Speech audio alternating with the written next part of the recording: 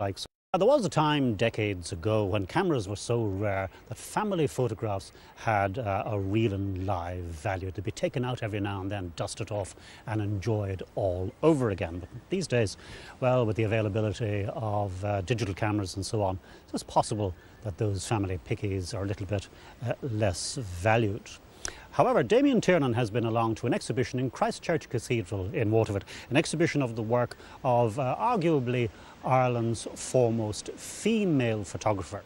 And that's leading to a revival of interest in the family photo.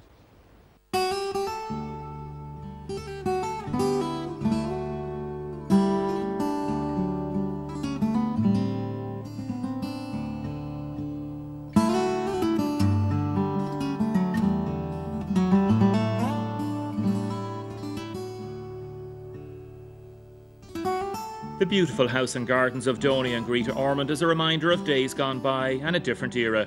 The Victorian walled garden overflowing with fruits would have been a perfect place for painters and later photographers as they captured nature and our place in it. Doney's late father was a TD for Waterford many years ago. Retired hospital consultant Doney followed in his footsteps for a time. And like most, family photographs are close to his heart. A lovely picture or two of his grandchildren adorns the hallway. One of the earliest memories Doney has was the day the picture was taken by Annie Brophy, his Holy Communion day. It was actually my Holy Communion picture, and I remember very well. I suppose for a number of reasons. First of all, you'll see from the photo, there's my brother Neil, who would be about 3 or 4 years older than me, but my mother, but.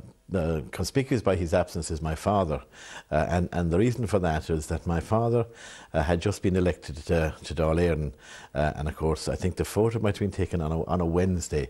We went immediately from the Holy Communion kind of into Annie Brophy. My mother had made the appointment in advance. Today, thinking back, and I suppose seeing the exhibition, it was her professionalism and it was her ability to handle kids. You know, I mean, obviously a 6 or a 7-year-old is going to be a very fidgety and difficult kid to control. The prized photograph is one of the 72 chosen for the current exhibition of Annie Brophy's work in Christchurch Cathedral in the heart of rejuvenated Waterford City. With the help of the City Council, photographer Terry Murphy had one of Annie's original backdrops restored and, with an antique chair, took photographs of some of the people who were in those very first portraits. People such as Hugh, who was only 8 in 1944, when he travelled down by car all the way from Tullow and Carlow to have their photo taken. What I do remember is coming down in a baby Ford car, a Z8096, it was a Dublin registration, and there were 7 kids in it, plus my mother and the driver. And we were able to walk out of the car dressed up as you see us in the picture there, between Anne Brophy and my mother to set us up, which I think was a great achievement for the journey. And on our way home, the car broke down, the spring broke, and we had to get a block to go under it to keep it off the tyres. Babs, now in her 90s, remembers clearly the day in 1967 when her picture was taken, and she recalls many years before when Annie took a photo of her then. I was only 20, myself and another girl went in, and her name was Aggie Doyle. Went in, we got our photos taken, and we had them in a few days' time after. What sort of a day was it when you were taking a picture? How special was it? Oh, it was very special altogether. So she was very nice, very, very lovely smile, you know, lovely smile altogether.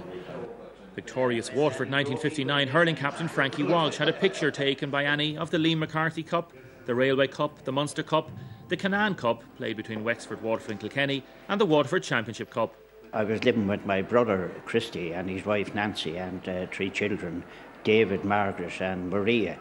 And we decided, because it was a unique occasion, and Larry Guinan came along, and because Philly Grimes and Seamus Power the previous 2 years were after getting a photograph in Annie Brophy, so we decided we'd be one better that we had the All-Ireland Cup.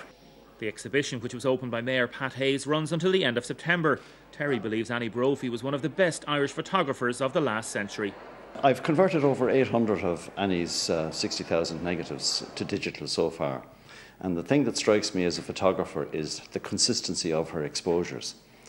which is quite remarkable considering she wasn't using any mechanical or electronic devices to gauge the level of intensity of the light. She just had an innate eye for the thing, and she just knew how to make the exposures work no matter what the lighting conditions were.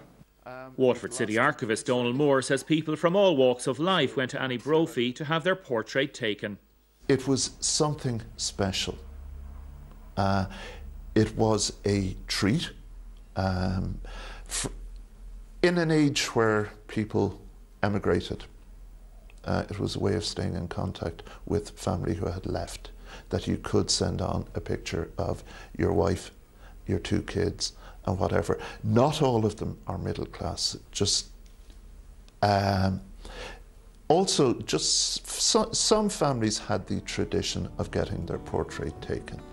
Only around 50 of the 72 families in the exhibition have so far been identified, and the City Council would love to find out the identity of all those on display. Family portraits, of course, are treasured mementos of special days, as John remembers fondly. It's very nostalgic. It really is. And even looking at other people's photographs, because you know what they went through that day as well, when their photograph was taken. Remember, Annie Brophy wasn't just a photographer. She was a portrait photographer. That's what she was. She took photographs that were meant to be there forever, not just for the moment, as people do nowadays with digital snap here and snap there, you know. She took photographs forever. They were there to last. Images of another time there.